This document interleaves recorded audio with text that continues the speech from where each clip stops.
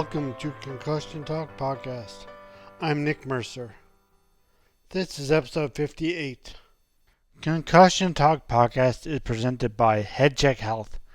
HeadCheck Health bridges the gaps in concussion care through simple, powerful technology. Join organizations like the Canadian Football League, Track Factory Racing, the Canadian Junior Hockey League, Eastern Washington University, and Volleyball Canada, who rely on HeadCheck Health to improve communication and optimize care. Visit headcheckhealth.com for more.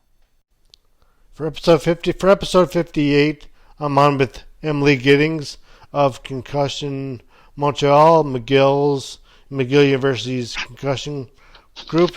And so Emily, thank you for joining me. Yeah, thank you for having me. And you introduce yourself and what got you involved in concussion, and also what your group does and who you serve in McGill. Yeah, so as you just said, my name's Emily Gittings. So I'm the director of the McGill Students for Concussion Legacy Foundation. So we are a branch of the Concussion Legacy Foundation that's based at McGill. We basically have two teams. We have an education team and a support team. So our education team goes into schools around McGill, elementary, CEGEPs, secondary schools, and we talk about what a concussion is, why it's important, what you should do if you think you have one or you think one of your friends has one. And we've also spoken at like a mental health symposium and spoken to a bunch of the medical response teams from different universities.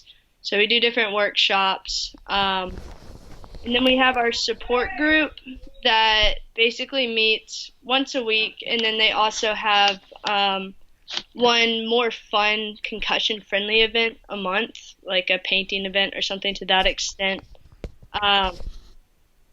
So yeah, that's kind of what we do. And then we also, we were supposed to have a symposium this month with some researchers, and then some. The hope was to put this out before the symposium, but I guess it's March 13th, Friday, March 13th when we're recording this. So and McGill is closed today. Yeah, McGill is closed today. And the event was supposed to be at the Montreal Neurological Institute, which is now not hosting events until the end of June. Yeah. Tentatively. So we'll hopefully be having the symposium sometime in the fall. Okay. And do you have any guests lined up? Who was going to be at your symposium that you were looking forward to seeing or hearing? Yeah, so we had a researcher from McGill. So we were going to have 3 speakers and then a panelist. We had a researcher from McGill named Alan Petito, who's very good. He was going to talk about some of the new imaging and new treatment as far as concussions, which I'm interested to know what that is, because I had no idea that was even a thing. So I'll be really excited to hear about that. And then we had a former hockey player named Alan Glabinski who was going to come speak. Okay. And he was going to just talk about why it's important to, decrease the amount of contact sports at a younger age. Right. Because of what he's dealing with now in his older years. And then we were going to have a panelist with a neuropsychologist who was also probably going to be one of the speakers, as well as a physio, a researcher, and a medical doctor. And the panel would have been moderated by somebody who dealt with a concussion. And I think the panel is really neat because it kind of exposes the disconnect between these different specialized fields in concussion recovery. Yeah, and then the floor would have been opened up for the audience to ask questions. Were you expecting a lot of people at this? This is our first year doing the actual symposium. Last year we did a panel, and I think we had around 30 people. We were expecting more for this one, just based on the fact that we got the support group up and running a lot better this year. So we have more involvement with that, and our name is expanding. So Yeah. So before I asked you about yourself and how you got involved, where like, do you serve? Do you serve just McGill University, or do you serve like all of Montreal or whoever wants to ask questions? um, we serve whoever wants to ask questions. So actually, a lot of the people that come into the support group are not McGill students. Um, Okay, that's they're good to just know. from the community.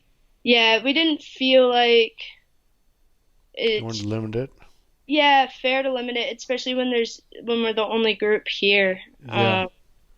Yeah, that just doesn't sit well with me. No. Um, Yeah, you were saying before this that you're the only concussion support group in Montreal, and then in Quebec, as far as you know. yeah, in Quebec, as far as I know, if there are others, I would love to know about them. But yeah, we've gotten messages from people from Quebec City and these other areas around Quebec. And so we also like our resource list has expanded to not just the Montreal area, but Yeah. Quebec. That way we can get information to them as well. So it is really kind of whoever needs help. Um, Right. as long as we're in a spot to help them, then we're willing to do it. Well, that's a good segue to find out exactly what is Emily's story. Why and how did you get involved in concussion and this concussion group in McGill? Yeah, so it is a bit of a long story. We got time. Awesome. Yeah, so I think the thing about my story is that it really exposes this complexity between concussion recovery regarding the direct impacts of the injury, but in combination with the fact that life doesn't really stop when you're injured, um, and external events may have a large impact on the recovery.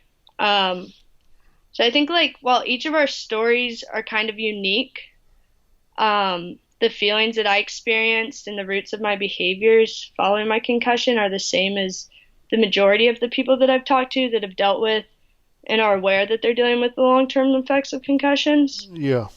So it kind of all started when I was 14 years old. Okay. I'm 22 now. So I suffered a concussion in a haunted house, actually. Oh yeah. Yeah, it's kind of, I can laugh at it now. Yeah. Yeah. But That's why. I, yeah. So I heard a chainsaw and I took off running. Um, and all I remember is getting off the ground. And the next Yeah. day I was playing a soccer game. So I used to be a goalie. So And do you know what? Sorry, do you know what happened? Like, what'd you hit? Like, well, you. I'm Oh, gonna you'll tell get you. that? Okay. Oh, sorry. So Go ahead. yeah, no worries. So the next day I'm playing this soccer game and I dive for a ball and I start seeing stars. And I don't really know what a concussion is, Yeah. but I think a girl on my team had gotten one the week before, and so I knew it had to do with the head. So Yeah. and then the next, or that week at school, I was reading, and I was like, I went home and I was like, Dad, I think I'm allergic to reading because it was making me sick. I had no Yeah. idea what a concussion was, and Yeah. finally, I asked one of my friends that had been in the haunted house. I was like, Hey, did I hit my head when I fell at the haunted house? And they said, No, you sprinted into a concrete wall. Oops. Knocked myself out. um, which is crazy. And so that one was like a 2 week recovery, which I think Oh, is a bit long for a first concussion. yeah. Looking back on it now, I have these vivid memories of like, Well, you're obviously going quick. You're a good sprinter, I guess, or soccer. yeah, You're going something. pretty fast. Now, uh, well, yeah, but I have these memories of like the world just kind of flipping sideways while I was running at practice and me oh falling yeah, over and getting oh yeah, back up and being like, oh, maybe it's my allergies. yeah, yeah, Like, so looking back, I probably had quite a few concussions. But yeah, after 2 weeks, I was back on the field. But then 6 months later, um, I was playing a soccer game. I bent down to pick up a soccer ball, and this girl ran into me. mm, It was just kind of a freak accident. So I remember waking up on the ground and jumping up and being like, "Where's the soccer ball?" And this girl had broken her ankle and was super distressed. So I don't think anyone really realized that I had gotten knocked out. Yeah. And I didn't, being knocked out's really weird because you don't really remember it. Yeah, and then you see someone with a broken ankle, you're like, oh god, they're worse off than I am. Yeah, and especially if you're just out for a split second, Yeah. you get up and keep going. So that was on a Thursday, and I was just in total denial about potentially having had a concussion. And I also really had no education or understanding about these long-term effects and how common they are. So, which is what I really like about the education side of our group. I think it's really important to talk about that stuff. Yeah. So I don't remember the next day very well, that Friday. I do remember going and playing a soccer game Saturday. And not much happened, but I was really car sick on the way to it, which was a bit of a red flag. But again, you don't, as an athlete, you don't want anything to be wrong. Yeah. And I was also just really out of it, and unable to really think properly. And then that Sunday, the next day, I was playing a game. And at the time, I was regarded as a very good goalie. Like, Okay. I was very good. And more or less what happened is somebody shot the ball and it hit the back of the net, and then I dove for it. Ah. And Oops. I was like, whoa, that's weird. Yeah. And then I started seeing stars and TV static. And that's called visual snow, which is like, yeah. yeah, and to this day I still see stars and static. Really? Really? Like when you're awake or when you're lying down or? It's 24/7, eyes Really? open, eyes closed, in the dark and the light. I always see it. Do you see it now? Yeah, Well. 24/7. And and that's the other thing about going in and talking to these kids is I can be like, look, I got this concussion on a Thursday and I continued to play. And now I see TV static 24/7 and it's a pain. You didn't see that until Sunday? You Yeah. didn't see the snow until after the game Sunday? Right. Okay, Yeah. well. At least to my recollection. It took me a while to realize that there was something wrong with my vision. I knew I was seeing stars starting that day a lot. The stars I don't see all the time. It's only bright surfaces. So at that point, I told my parents that I thought I was concussed. And they were like, all right, like rest like you did for the other one. We're thinking we're concussion pros. We just went through this. And after 2 weeks, I wasn't better. So we ended up going to 7 different doctors in my hometown. We saw 2 neurologists, and they told me I had developed migraines, which I didn't know much about concussions. I was 15 at this point, but that didn't really sit well with me. I wanted to be able to do something to get better. And I don't remember a ton about this year after my concussion. I don't have a lot of personal memories. It's more like a list of Wikipedia facts in my brain. Yeah, like what happened, Yeah, like I know what happened, but I don't really remember. Yeah, vividly, yeah. Yeah, and so, after 6 weeks, important to say is that all these doctors were like, oh, it's in your head, like, you just don't want to go to school or go do these life things, like you're kind of being over dramatic about it, more or less, is how I was perceiving it. And I was like, all right. So I did my best to act normal, but my parents did get me in to see a concussion specialist at Duke University, which is about 2 hours from where I grew up in North Carolina. Okay. Yeah. And so we saw a concussion specialist, and this was, again, 6 weeks after, and my reaction time was in the 6th percentile. Like 1, 2, 3, 4, 5, 6. And we did this test with this flashlight where I saw 4 dots on the walls. Yeah. And he said to focus on the top one, and 2 of the dots moved to the right, and 2 of the dots moved to the left. And at this point, he turned the light on, and my mom was shocked. Oh, yeah. Because up until this point, she's kind of just trying to trust these other doctors that it's all in my head.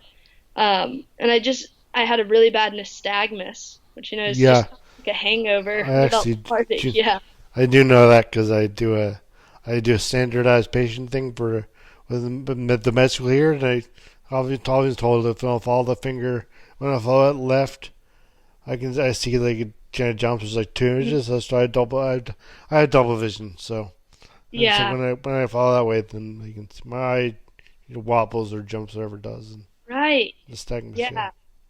Yeah, no, my mom said it was really scary when they were doing the test. They put like a camera over your eye and move your head backwards, and she was like, "Your pupils got so big, it looked like something out of like the Blair Witch Oh. Project." And I was like, "Whoa."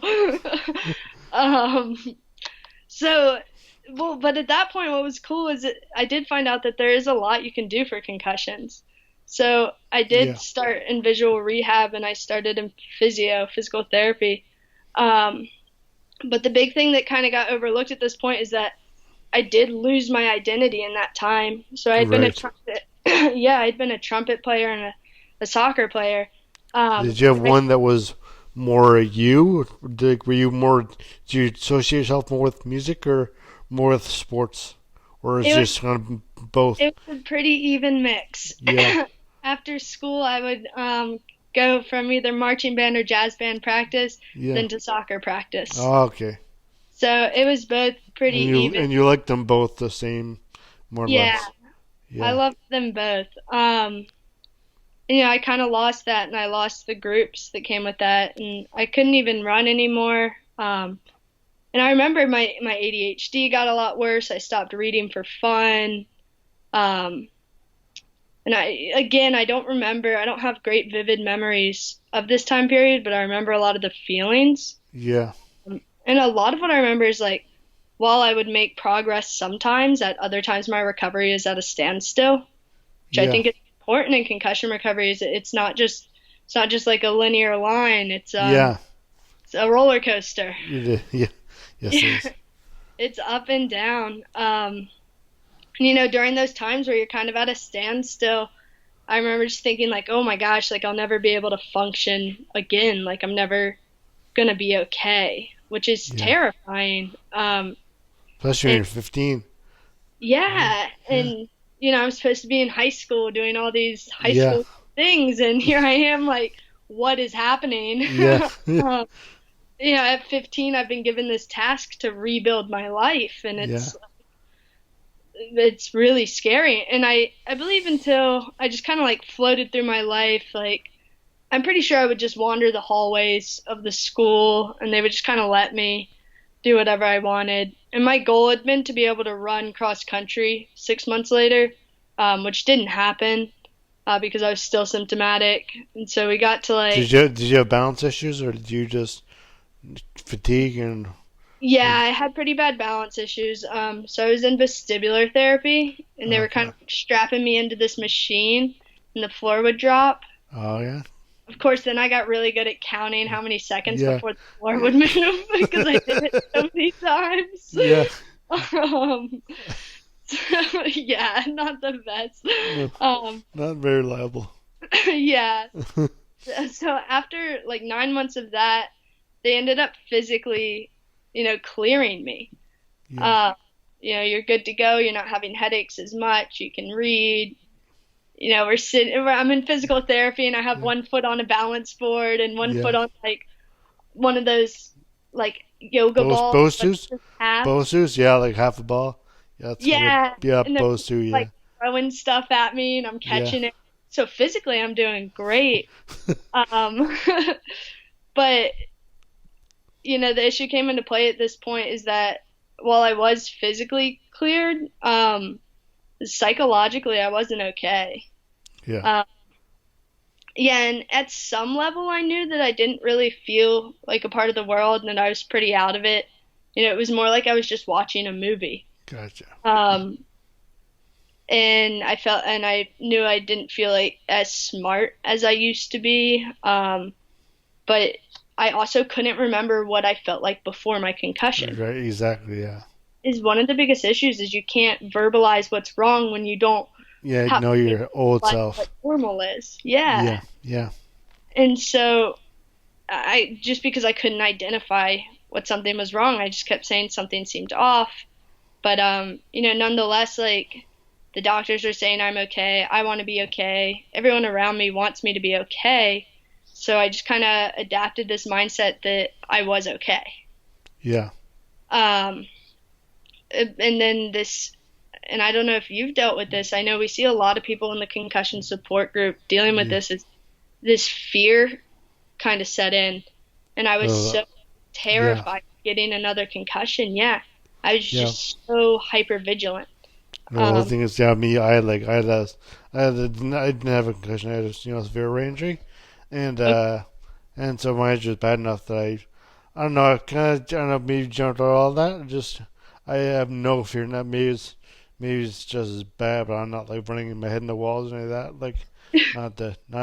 But I mean, I'm not like going around looking for reasons to hit my head. But I'm not scared about anything. Just okay. my legs and stuff. But that's also now I've been away from my brain injury for 17 years. So maybe that just comes with time.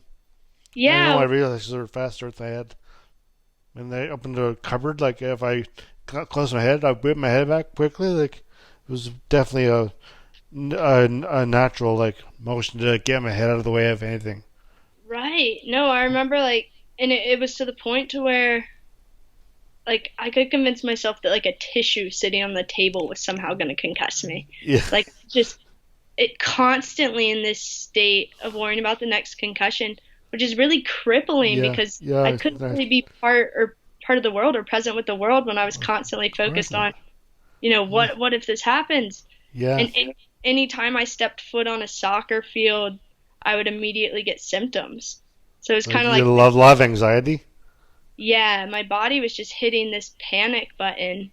Yeah, Um, yeah, and I've met people in the support group who like can't even like won't even accept a hug because they're so terrified. And you have yeah, people who are pretty short ducking under doorways.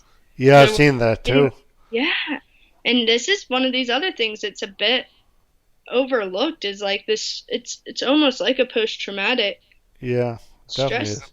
It is. It's traumatic injury.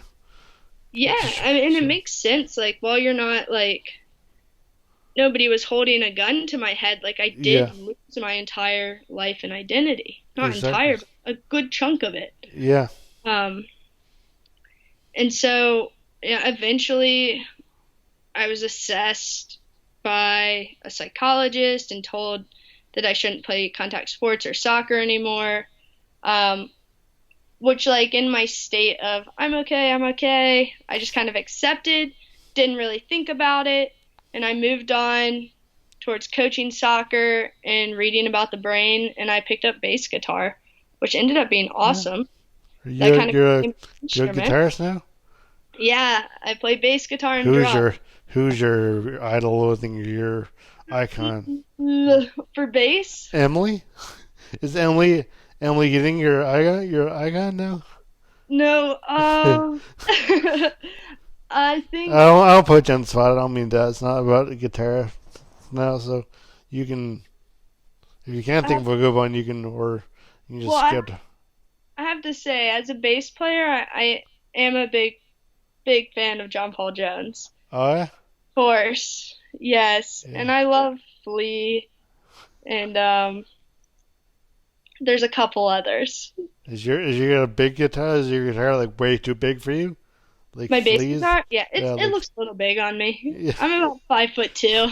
Oh yeah, like some mom's height. Yeah, Yeah, it's a bit big, but it's fun. yeah, Um, so I did end up like getting to pick up that, and coaching soccer became really fun, and I really just had this goal of helping others with concussions. Like I promised myself that when I was yeah, 15, because if these other people can't verbalize it and they're trying to tell me they're off it, at least like I at that point will hopefully have some way to verbalize some of what happened, um, which I'm getting more and more ways to verbalize as we go on. Um, and at this point, so I'm like, um, I guess I'm just about a year out of my concussion, and then my story gets really complex yeah, because, I still don't feel like myself again. Myself, like whatever yeah. that But yeah, is. what that was. Yeah, I don't know, I can't remember. yeah. Um, and my uncle ended up dying by suicide. Oh, And then, so then I'm dealing with this grief and all these family dynamics that are changing. Um, and it's kind of totally at this point, like the concussion has completely been forgotten about. Yeah. And then 13 months later, I had an uncle die of an overdose. Jeez. And then in the middle of this, I started developing narcolepsy, Oh. which is a sleep disorder. Yeah. We have sleep attacks, which the narcolepsy may or may not be related to the concussion. I was gonna ask that. Yeah. Yeah, so new research is showing that they're looking at brains of people that have dealt with traumatic brain injury post-mortem, and they're missing orexin, which is the neurotransmitter that's lost in concussion, or that's lost in narcolepsy. Okay. So there's a chance that it is related to the concussion, especially as we're finding out more about neuroinflammation processes and stuff that kind of happens down the road that has negative Right. impacts. I will probably never fully know the answer as to whether it was a concussion or an autoimmune process. But as of now, nobody else is diagnosed in my family, and it does tend to be somewhat genetic. So I think the thing at this point is like, I was still feeling really dissociated from the world, and I was struggling with like adapting to this new life, and I Yeah. was kind of unknowingly ignoring this grief I was feeling about my own former life. Yeah. Uh, so I didn't really speak up about it because I So kind of you were like grieving for this life that you didn't really remember or right, recognize. Yeah. right. Okay. And I just assumed that what I was feeling at this point was what everyone around me was feeling, which was the grief of losing two loved ones. Right. Okay. Yeah, I didn't realize that I was also dealing with my own grief coming back from a concussion Yeah. still was never fully better from, and then also developing a sleep disorder. Yeah. Um, and so it's kind of like, regardless of whether one wants to believe it's, all of this, like what happened with me and these events that I'm going to continue to talk about, is because of a direct biological injury, or if it's simply an add up of stresses and traumas or a combination of these things. Like, I really do believe that the concussion impacted my mental health in a big way, and that Yeah. it really impacted my ability to be able to handle those situations. Because Right. now I am 16, 17 years old, dealing with the loss of two uncles. Yeah. It's completely changed my family dynamic. My parents are both crushed, and they're Yeah. kind of absent, which makes sense. And then was falling asleep all the time for unknown reasons, Yeah. and I'm trying to rebuild this life that I used to have. Yeah. Uh, so it gets like, it's very, very complex because anybody would struggle in that situation without the concussion. Yeah. But I think it really did lower my capabilities of handling it. So that's kind of like when my story just kind of becomes like this classic struggle with mental health, is like, by the time I graduated high school, and so I got my concussion in my first year, I Yeah. had just like full blown undiagnosed narcolepsy. I had come close to committing suicide. Wow. I was really depressed. Yeah, Yeah. and like the suicide rates after traumatic Yeah. brain injury are Yeah. quite. They're quite high. Yeah, I was reading this study done on like 200,000 Canadians, and they're saying that it, after a single mild traumatic brain injury, one is 3 times more likely to commit suicide. Yeah. I've seen And, that. Yeah. yeah, and the peak time being 5 to 6 years after the concussion. Right. But one mild traumatic brain injury that, physically symptoms last, or Yeah. physiologically last 3 days, Yeah. we're not thinking about that 3 times or 5 years down the road. Yeah. But there is, like, the correlations are quite strong. Yeah. Um, so like at this point, I also just had a really hard time admitting something was wrong because, all these doctors were like, you're okay, you're okay, you're okay. Yeah. And I saw a therapist a few times after, experiencing the intense suicidal ideation.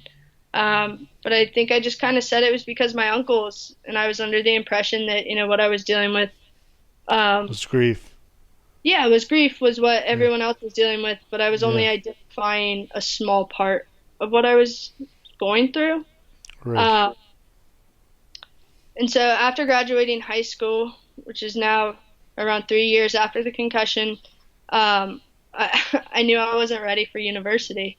Yeah. So, yeah, I couldn't seem to stay awake. Like, I wasn't focused. I was pretty apathetic at this point, which is something we talk a lot about in the Yeah. support, the app. You just have a hard time being empathetic. You don't care. Yeah. I mean, especially if you feel like you're watching a movie, like, how are you supposed to, be part of it? Yeah. So this one I just decided to defer university and move to Nashville, Mm. Tennessee. Um, Okay. yeah, I was moving out there to play bass and work on my mental health. So I was going to be a rock star. Yeah. Um, this whole time though, I knew I wanted to help people dealing with concussions.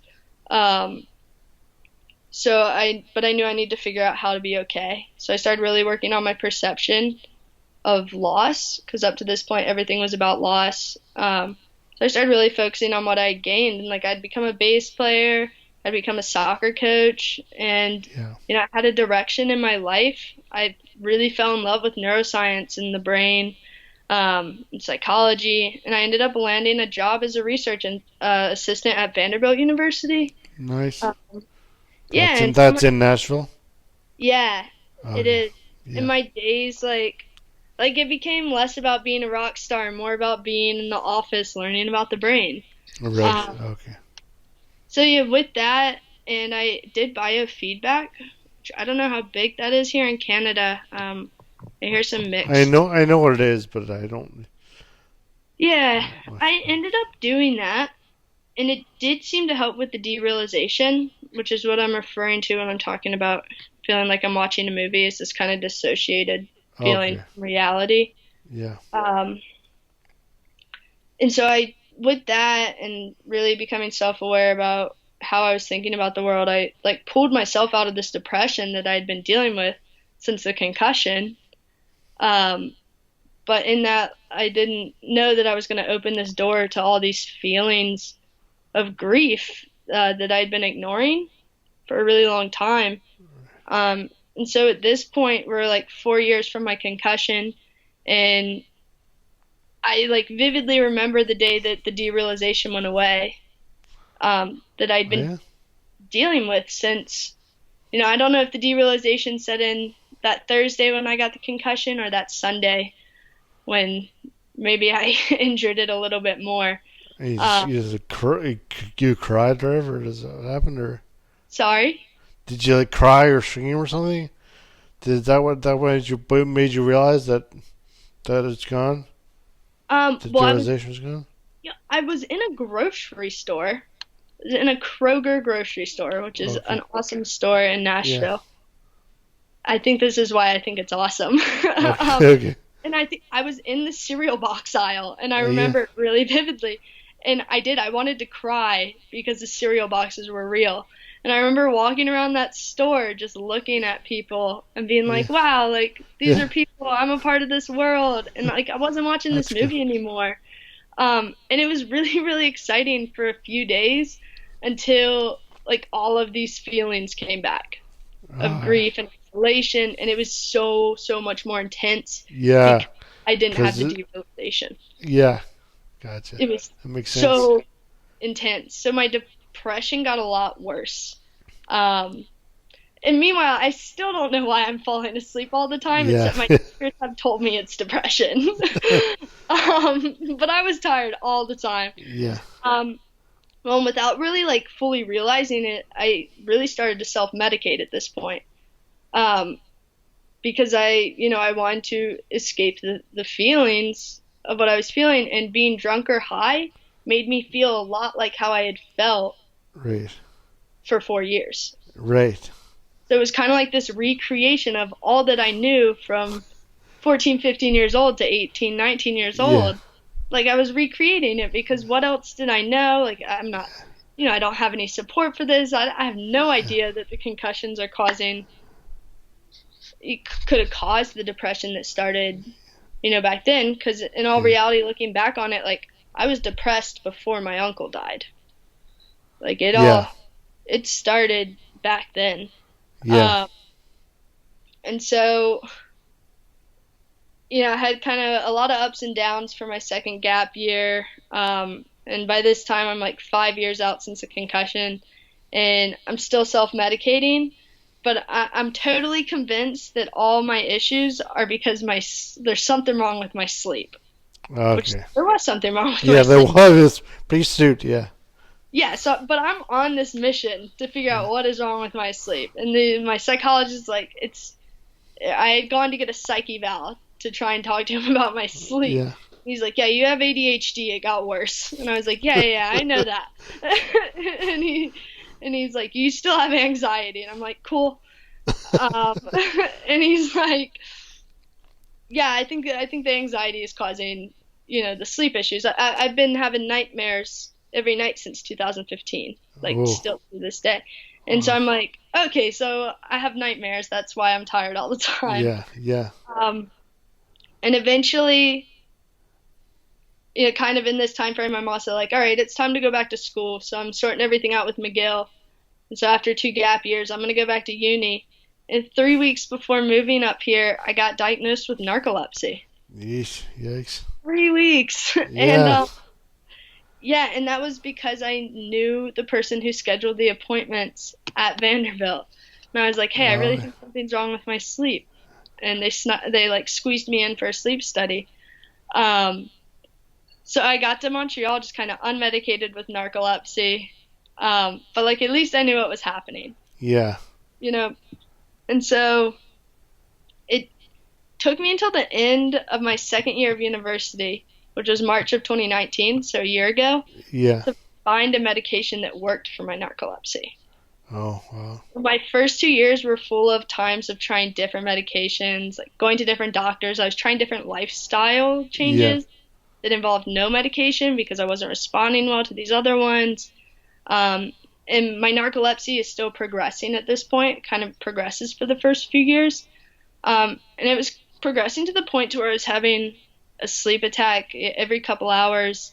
And it also like would cause, and it still does sometimes, but not as much, is half my face will kind of go paralyzed. And so I got taken to the ER a few times for a stroke. Yeah. You don't have a stroke. No. And so, at this point, like I'm still using and drinking a lot. It's gotten a lot worse because now I'm up in Canada Yeah. and everything's legal. And I thought if I have narcolepsy, I'm gonna fall asleep all the time and not pay attention. Like I might as well feel good. Yeah. And so that was the thought process. But once I started on the new medication, like I could function again, and my life really changed. But my drinking and using habits didn't.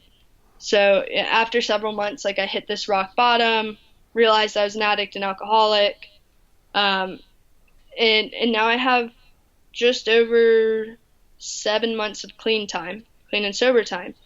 And so still the way I see it is that my drinking and using time was me creating this lifestyle that I knew best from the 4 years of this concussion. Right.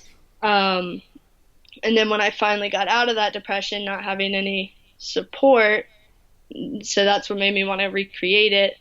And so it's kind of like almost 8 years after this concussion, I'm just now dealing with all of these feelings that, I should have been dealing with when I was 15 years old. Wow. And, I can see there are reasons that I felt off, and I can see that the concussion really did impact my ability to handle these other life events that occurred.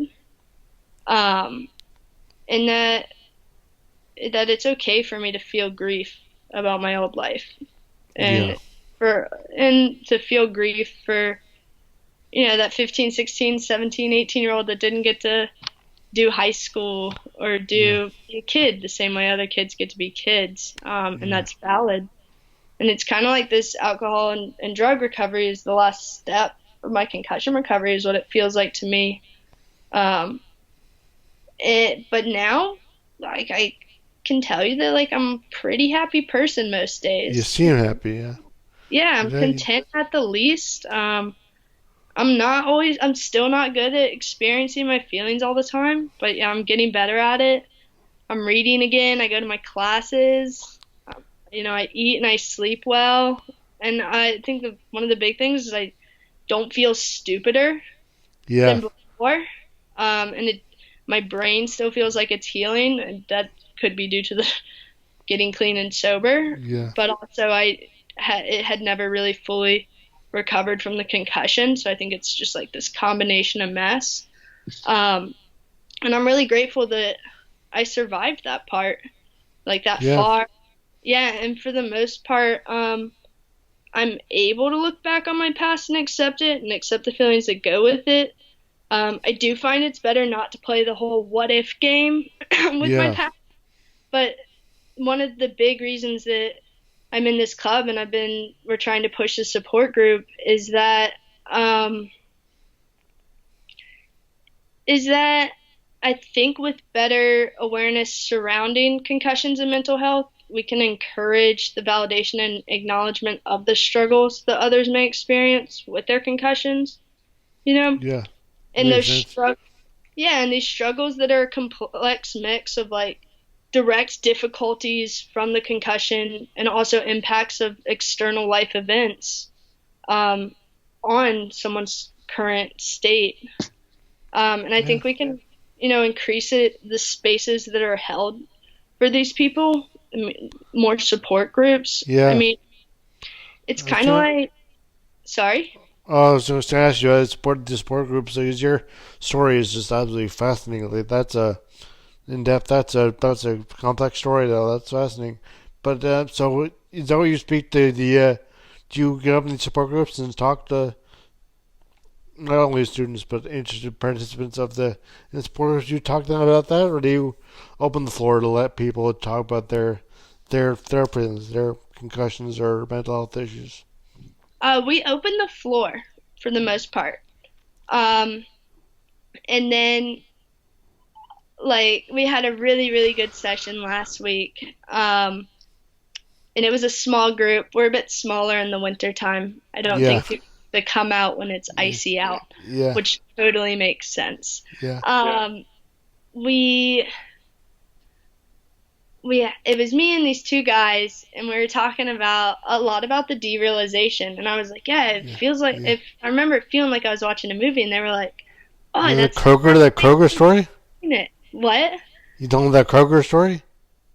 That Oh, Kroger? I can't remember if I did. I'm sure I did. Okay. um, but the big thing is me being farther along is I'm able to kind of listen and then give them ways to verbalize it. Yeah, And it started out with us talking about the lack of empathy and the apathy that happens and feeling like we're just watching a movie. And by the end of the session, we were all kind of just joking about different stories, and there was a lot of really heartfelt laughs. And yeah. That's good. that's really special to see because that Yeah, is feeling, that's not apathy. And it allows them to feel more normal considering their circumstances and right. to really have their feelings validated and acknowledged, you know? And Yeah, no, totally. it doesn't, yeah, it doesn't feel as crazy when there's somebody else. It's like, yeah, I know That, exactly what you're that talking. exactly that knows understands what you're talking about. Yeah, Yeah, and that's a tough thing about brain training. I mean, just talking to people, they'll say, okay, yeah, I get it, but there's not be some normal person just be like, okay, yeah, I get it, but they don't, and it's not their fault. They can't get it because they don't know what right. it feels like to they try as hard as they can, but they don't get it because they just can't, and it's good they can't because Yeah, that means they didn't have a brain tree. yeah, exactly. But it's nice to have a space where we can talk about it and feel more normal and I Sounds think like it allows these people who are more early in their recovery to kind of accept where they're at. Because I yeah, think a lot of them do spend a lot of time and I did this for years, like fighting it and just ignoring the feelings and like I have a headache, but that's like I'm gonna push through it because that's Yeah. kind of how society is built, anyways. It's like Yeah. get up and go. Yeah.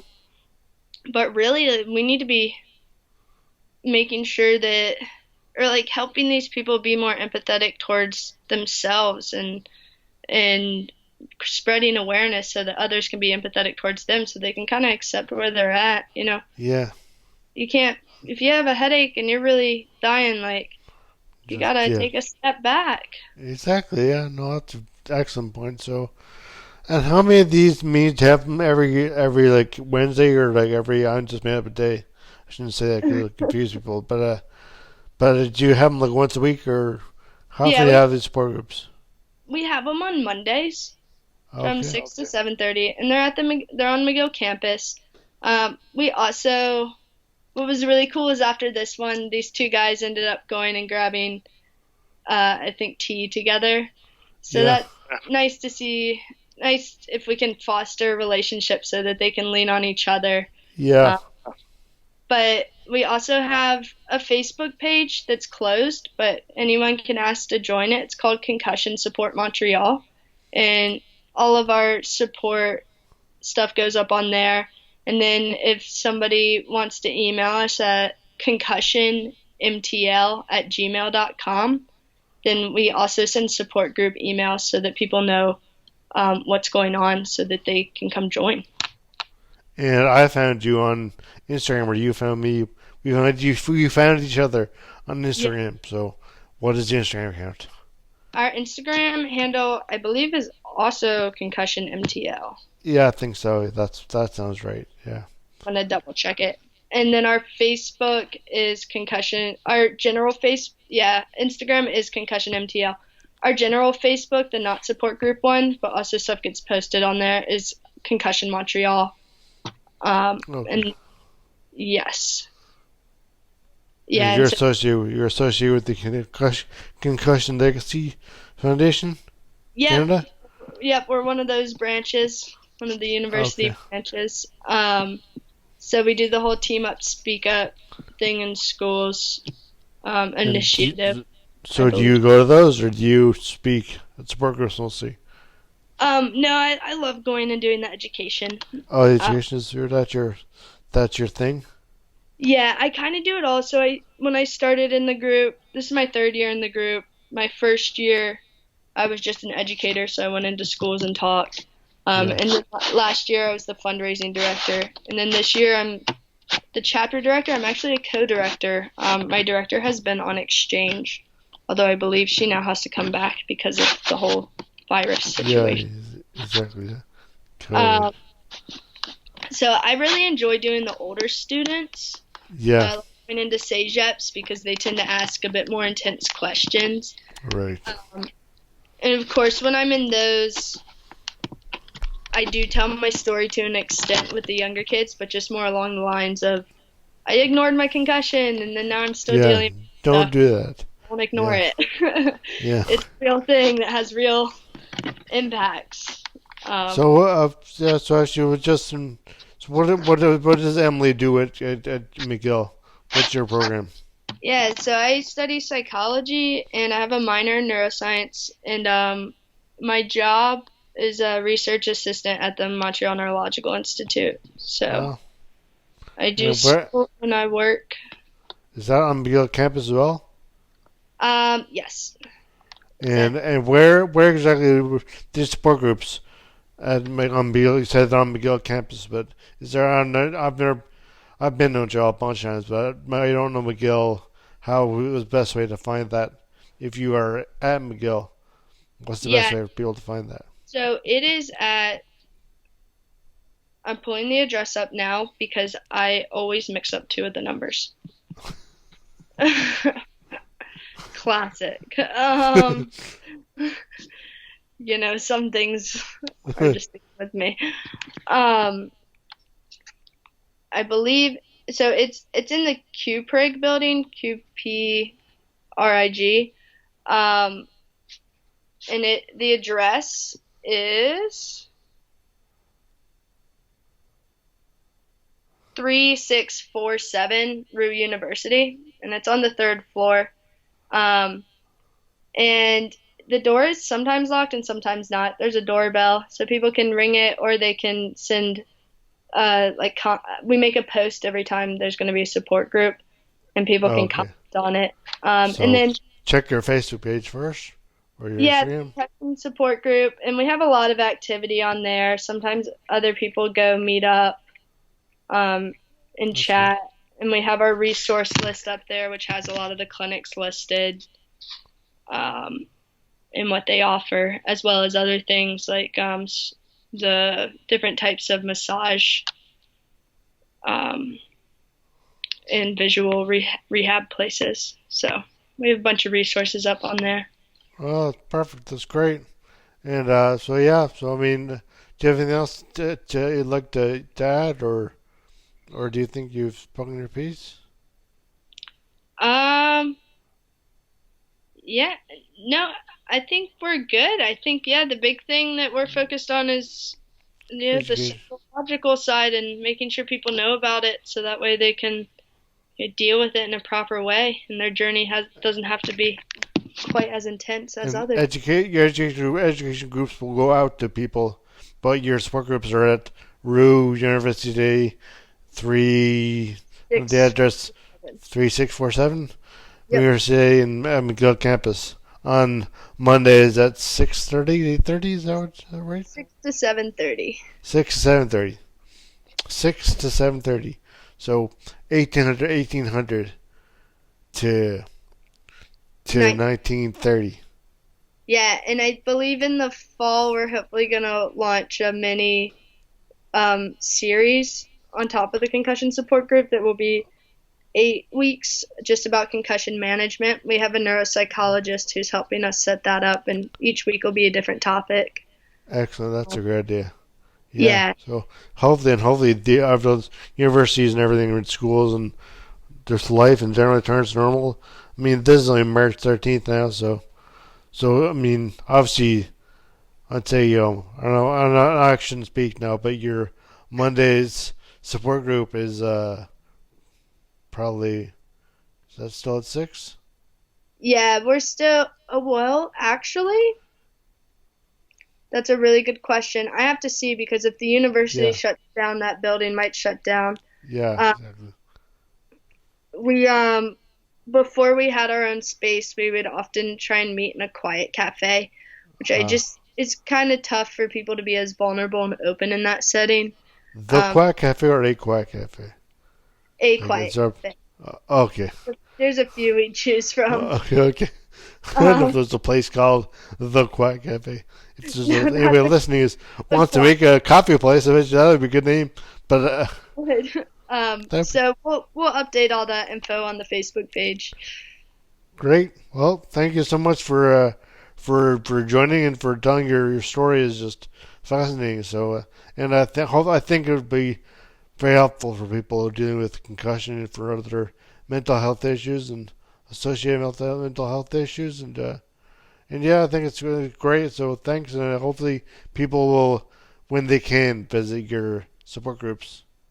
Yes, yes, when they can. Thank you so much, Nick. Thank you. Make sure to visit the McGill chapter of the Concussion Legacy Foundation Canada's website at ConcussionMtl.com, ConcussionMtl.com, and visit their Facebook, Instagram, and Twitter pages at ConcussionMtl. And please visit ConcussionTalk.com for more podcasts, and visit my Instagram, Facebook, and Twitter pages at Concussion Talk. Thank you, and I hope you listen again soon. Music at the beginning of this podcast is by Ben Sound. www.bensound.com.